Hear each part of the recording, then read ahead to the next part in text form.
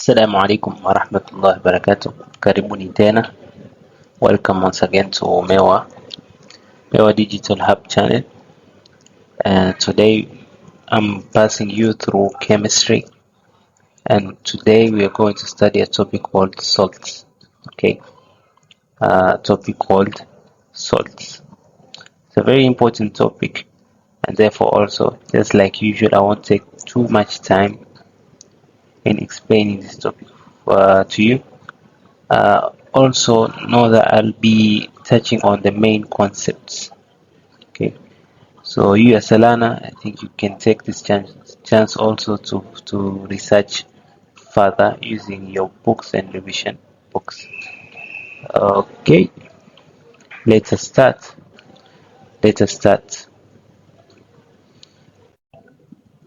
Now, salt. If someone was to ask you, what is salt? How do you define salt? And also, what are the types of salts that we have currently in this era? So a salt in itself is a compound formed when the hydrogen plus ion, which is the hydrogen ion of an acid, is replaced by a metal ion or ammonia ion. Okay, let me just write it here down so that you don't forget. So the hydrogen ion, so this is the acid. So the hydrogen ion of the acid can either be fully or partially replaced by a metal ion. So the metal ion can be sodium or can be ammonium ion as well. Okay, we have sodium, we have potassium, and etc. So this one replaces this, and as a result, you get sodium chloride, and then maybe you might have water and etc. But the general thing is that this H can be either partially replaced or can be fully replaced, as long as it's replaced by a metal ion which is positively charged or ammonium ion. Hope we're together on that. Now, the types of salts and the examples that we have for each type of salt.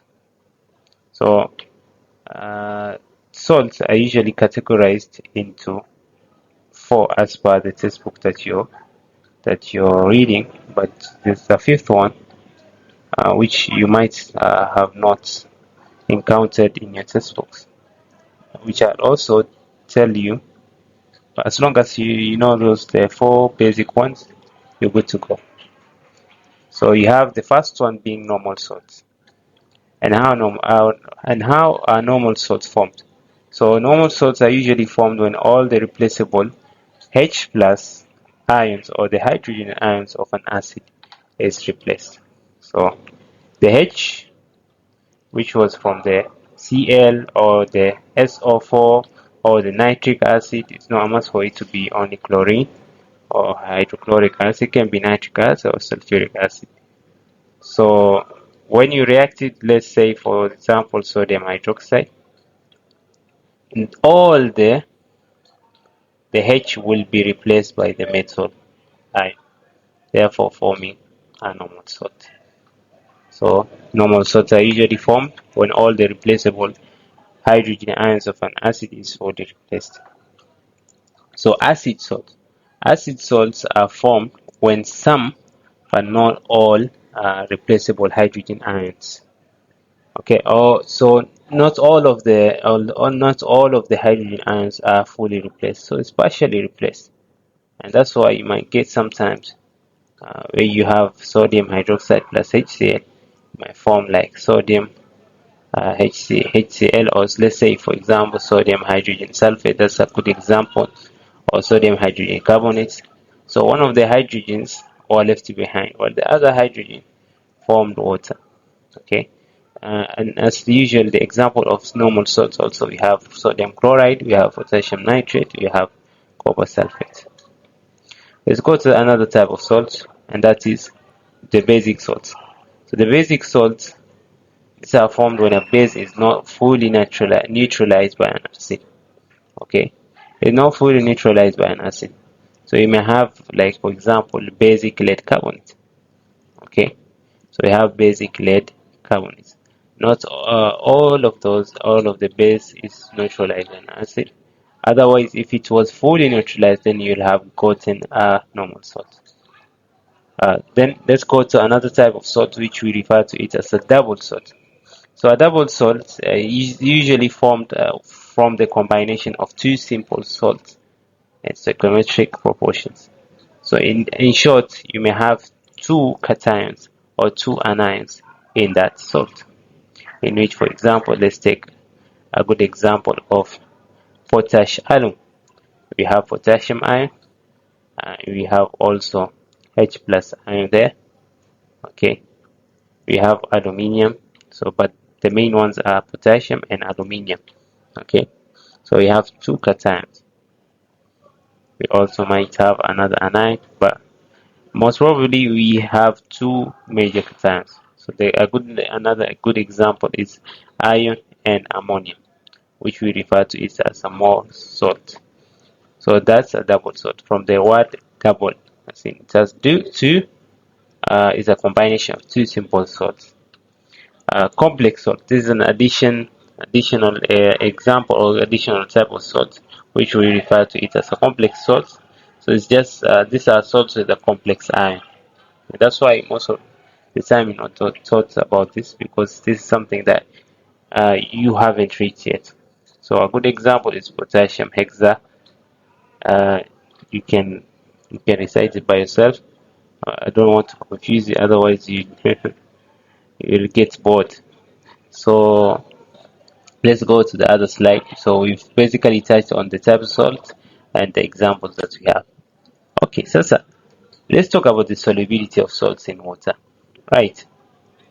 Now, different types of salts have their difference in solubility in water.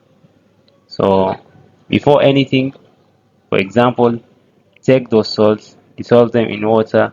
Some of them dissolve them in cold water, some of them dissolve them in warm water, and see your observations from whatever you did there. So, okay, the solubility rules that you should know include all nitrates are usually soluble. So nitrates zote lazima zitakuwa soluble. Be it potassium, be it lead, be it silver nitrate, every nitrate salt is usually soluble, including sodium, potassium, and ammonium. Those are basically the best salts. So all sodium, potassium, and ammonium salts are soluble. Be it a nitrate, be it a chloride, be it a sulfate, or be it a carbonate. Okay, so we've done with the nitrate part. Let's go to the chloride part. Most chlorides are usually soluble, except for two salts. We have lead chloride and silver chloride. So those are the two exceptional salts that are not soluble. Okay, so the lead chloride is usually soluble when you put it on warm water or when you heat it. Let's go to the sulfates. Most of the sulfates are soluble except for barium sulfate, lead sulfate, and calcium sulfate. But calcium sulfate somehow slightly soluble in water, but let's just make an exception for that type of salt. We have carbonates. As usual, all carbonates are insoluble, so know how to distinguish it. So only the carbonates, or most of the carbonates, are usually insoluble, except the ones that we stated, and those include sodium, the potassium, and the ammonium. Because we said earlier that every salt that begins with sodium, potassium, and ammonium are usually soluble, be it a nitrate, be it a chloride, be it a sulfate. So all carbonates are soluble, or most carbonates are insoluble, except for sodium carbonate, potassium carbonate, and ammonium carbonate. Hope we're together on that. Now let's discuss about bases, because uh, from the type of salt that we discussed, we say that there's a salt known as a basic salt. So, so it's very crucial for you to learn about its solubility as well, because you can see it as a type of salt as well. And basically, this topic for today is mainly focusing on the salts that we have. Now, the solubility of bases in water. So most of the bases are insoluble, apart from the alkali metal hydroxide, which includes sodium hydroxide, potassium hydroxide. Calcium hydroxide and magnesium hydroxide are slightly soluble in water. Okay, most of the transition metal that include iron hydroxide, copper hydroxide, they're mainly insoluble in water. Okay, so hopefully you've understood that point. Now, preparation of salt. Now, how do you prepare salt? Right, if someone wants to ask you, how do you prepare salt, especially the insoluble salt? So you prepare salt through using these four methods. The first one is neutralization of an acid and a base. This is where you take an acid, you react it with a base. Let's take a good example. We take HCl, let's react it with insoluble. Okay, you react it with insoluble, maybe calcium hydroxide, to get calcium chloride and water. Okay, so you can react it with calcium hydroxide, you can react it with copper hydroxide, and etc. The second one is the reaction of an acid and a metal. Okay, so most of the times they basically use zinc. So you take zinc, react it with an acid, maybe sulfuric acid, to give you zinc sulfate, and what we refer to it as hydrogen gas. So how do you test for hydrogen gas? It produces a pop sound. Okay, it produces a pop sound. Hopefully, I think that is understandable.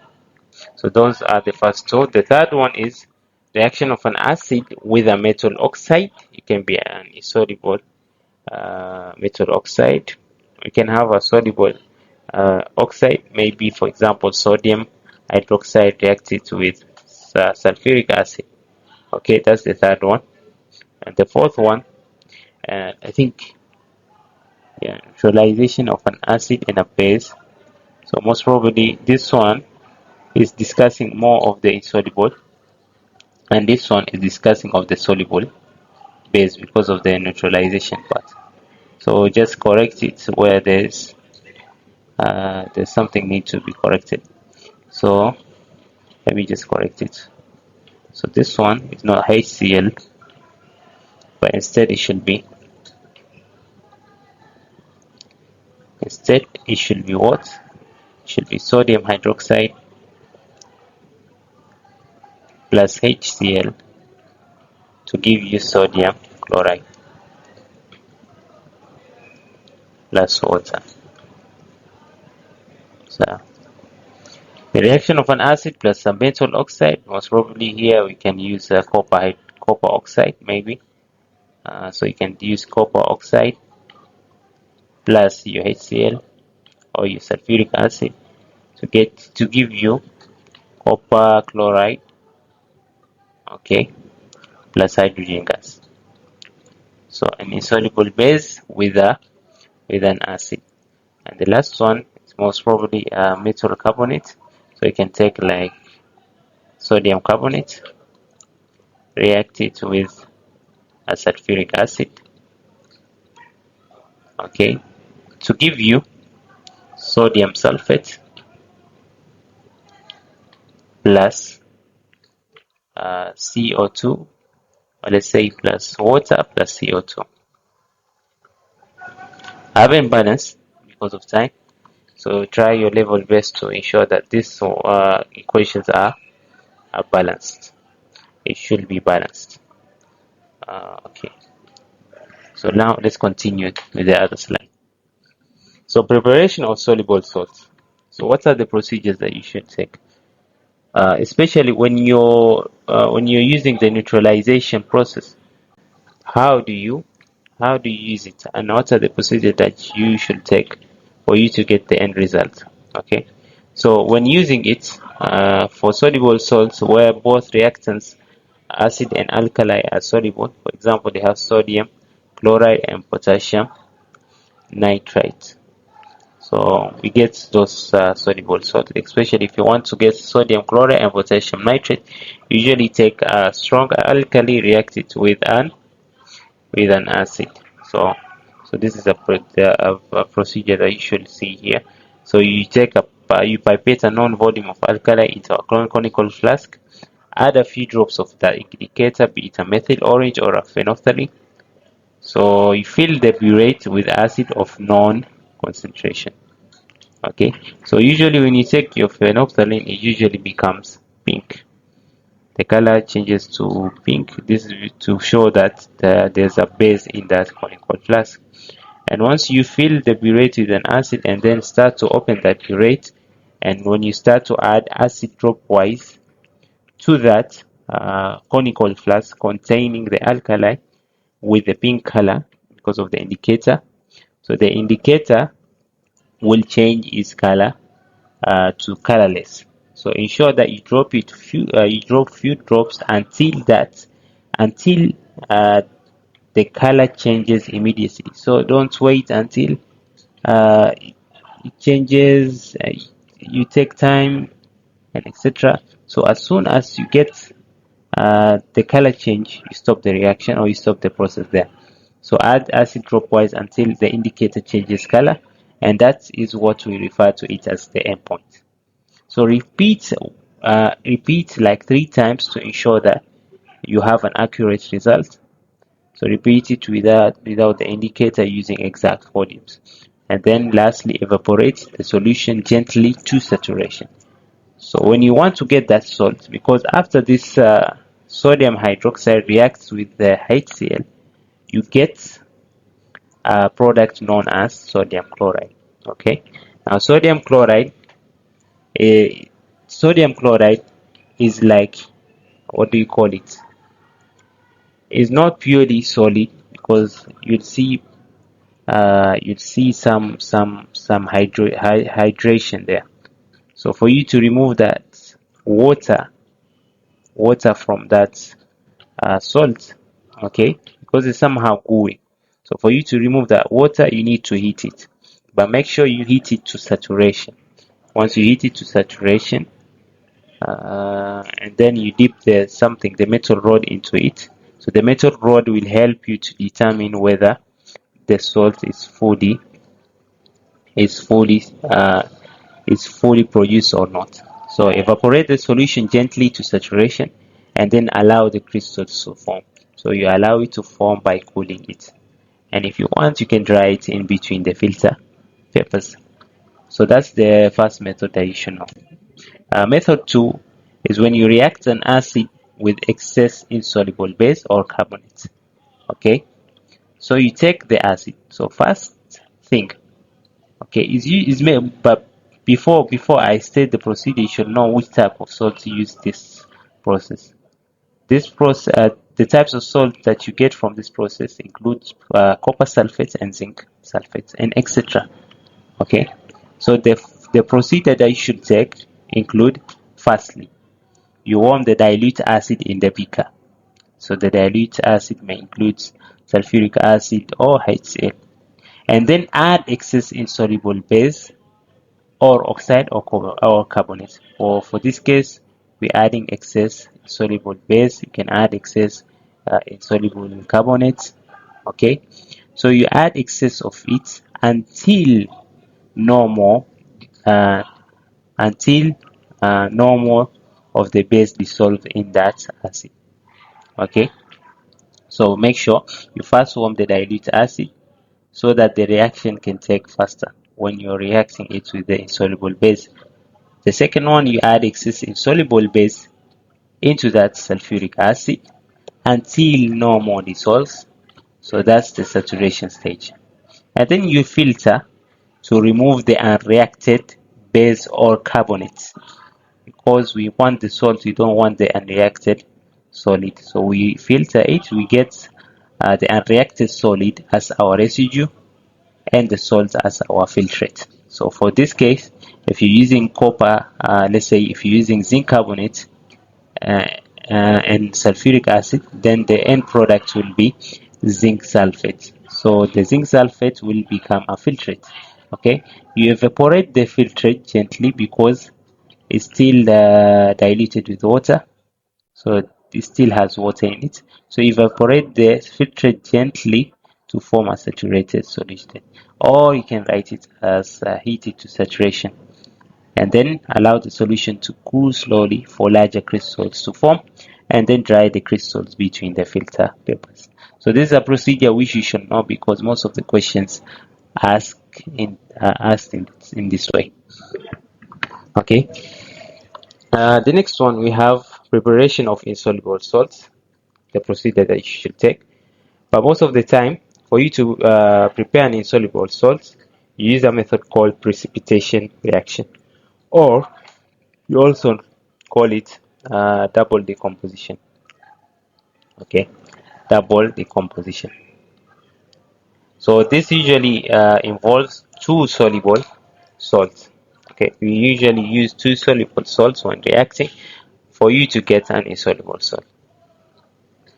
Okay, so for salts that are insoluble in water, especially lead sulfate, barium sulfate, and silver chloride.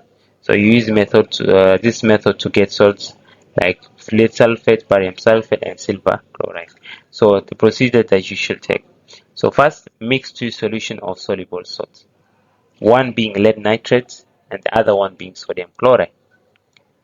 Why am I using lead nitrate? Because lead nitrate basically is a soluble salt in nitrates. Lead is soluble in nitrates, but is usually insoluble in other salts.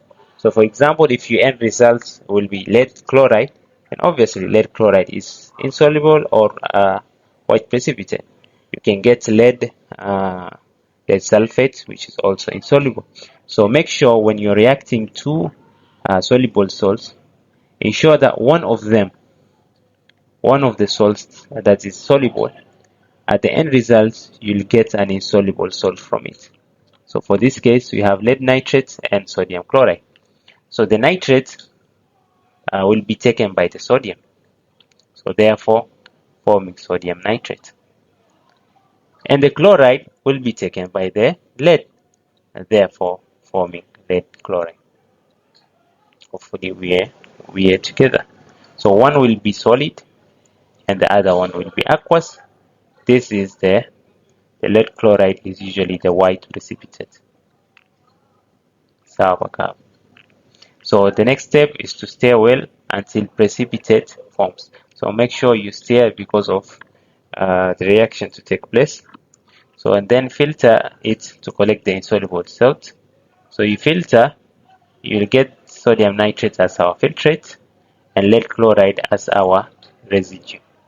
So you just collect it and then heat it to saturation. But it doesn't require heating because it's an insoluble salt. So you already got the salt itself.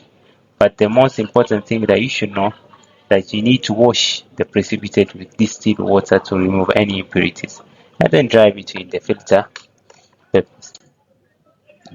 Okay, we have another method of preparing salt, and just like we've said, it includes the soluble base with reacting with the acid. So the salt that you'll get from this type of reaction includes zinc sulfates, copper sulfate, sodium chloride, and lead nitrate. So the chemicals that we use, it can include copper oxide or sulfuric oxide, sulfuric acid, hydrochloric acid, sodium hydroxide. So basically what we are looking at here is just taking an acid, reacting it with a base. So some salts are prepared by titration, for example, sodium chloride, and some require adding excess insoluble base, which we said it already, to an acid and then filter it and then evaporate it to get maybe salts such as copper sulfate, zinc sulfate. Insoluble salts are obtained by precipitation. Just know that. And we also have our last method of preparing salts. We call this as direct synthesis. So Salts are formed by just combination of elements. So a good example is iron and sulfur. So if you react iron with sulfur, you get iron to sulfide, which is a salt. Other examples may include sodium plus chlorine to give you sodium chloride. You also have iron plus chlorine to give you iron 3 chloride. You also have magnesium plus chlorine to give you magnesium chloride. Ionic equations, and this is a very crucial part for this type of topic, okay, or for this topic.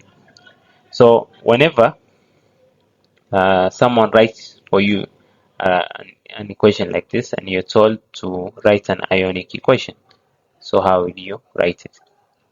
So the ionic equation will include lead ions and the nitrate ions, okay. So you'll have lead ions, and then we have nitrate ions 2NO minus 3 because of these two, which is aqueous as well. And then we have magnesium, which is aqueous. We have the sulfate, which is also aqueous. But now the end result will give you lead sulfate, which is not aqueous, and you can't write it in form of ions because is in a solid state, or is in a solid lattice. We then have magnesium, and finally we have nitrate. That is 2 nitrate. Okay. Okay, I've rubbed it. So, but just basically know we have nitrates at the end. So the ones that will appear twice, the ions that will appear twice, for example, nitrates and magnesium appears on the left side as well. So we remove it in that ionic equation. So we don't need to write it. And the ones that will appear once, so for example, we have lead ions, which will appear once only on the left hand side. And if you react it to sulfate, you get lead sulfate, which is sodium. So this is your ionic equation. So spectator ions are the ones that act as spectators. They don't have any active role in that equation. So that includes nitrates and the magnesium plus, because they appear on both sides of the equation. So if you get time, try practicing other types of questions which include writing ionic equations. So look at different reactions and then write down those therefore write down the different ionic equations. Okay, now we have, is not the last subtopic, we have another one to finish up with. So effect of heat on carbonates. Okay, for the group 1 carbonates, if you heat them, they don't decompose. So if you heat sodium carbonates and potassium carbonates, we usually don't have any decomposition. Okay, but for the group 2 and the transition metal carbonates, they usually decompose to oxide and carbon dioxide. So if you have, for example, calcium carbonate, which is solid, if you heat it, you get calcium oxide plus carbon dioxide. Okay, we have another one. Let's say sodium hydrogen carbonate. If you heat it, okay, if you heat it, you get sodium carbonate. Okay, sodium carbonate plus CO2 plus water, or plus water plus CO2. But all other carbonates which are not group 1 elements, when you heat them, you get a metal oxide plus a carbon dioxide. Okay. Now let's go to the other part, and that is effects of heat on nitrates. We finish with the carbonates. So if you heat nitrates, now nitrates are divided into 2 stages. So for the group 1s, okay, for the group 1, that includes the sodium nitrates and the potassium nitrates. When you heat them, that is, when you heat them, you get something called metal nitrite. So this is sodium nitrate, and there's another one called sodium nitrite. So you get sodium nitrite, okay, plus oxygen gas. So if you balance them, it should be 2 here. Other metal nitrates, which let's say includes lead nitrate. Okay, now if you heat lead nitrate, you'll get lead oxide plus nitrogen oxide plus oxygen. Okay, even if you heat calcium nitrate, you'll get calcium oxide plus nitrogen oxide plus oxygen. For the last group, let's take an example. Let's say we have silver nitrate. Okay, silver nitrate. If you use silver nitrate, you'll get silver as your end result plus nitrogen oxide plus oxygen. Okay, so this is the third group.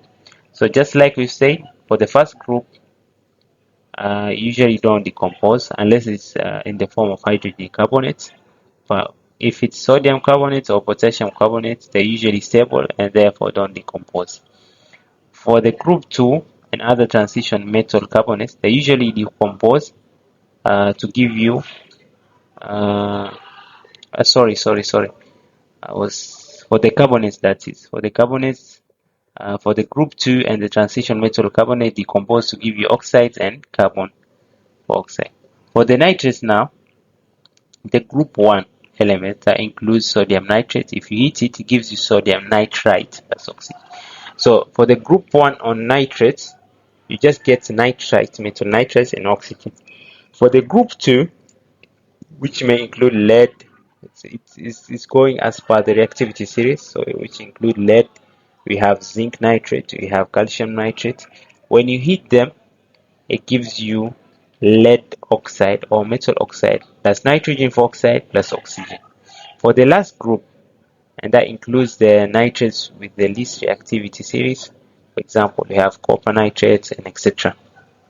Okay, if you heat them, it gives you lead or the metal plus nitrogen oxide plus oxygen.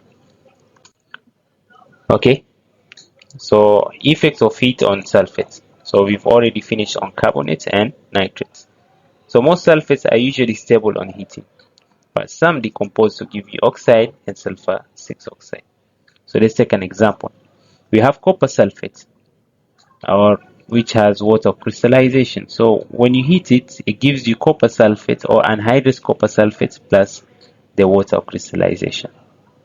Another example, zinc sulfate. If you heat it, it gives you zinc oxide plus the sulfur 6 oxide. Let's take another example, lead iron sulfate. It gives you iron 3 oxide plus sulfur 4 oxide plus sulfur 6 oxide.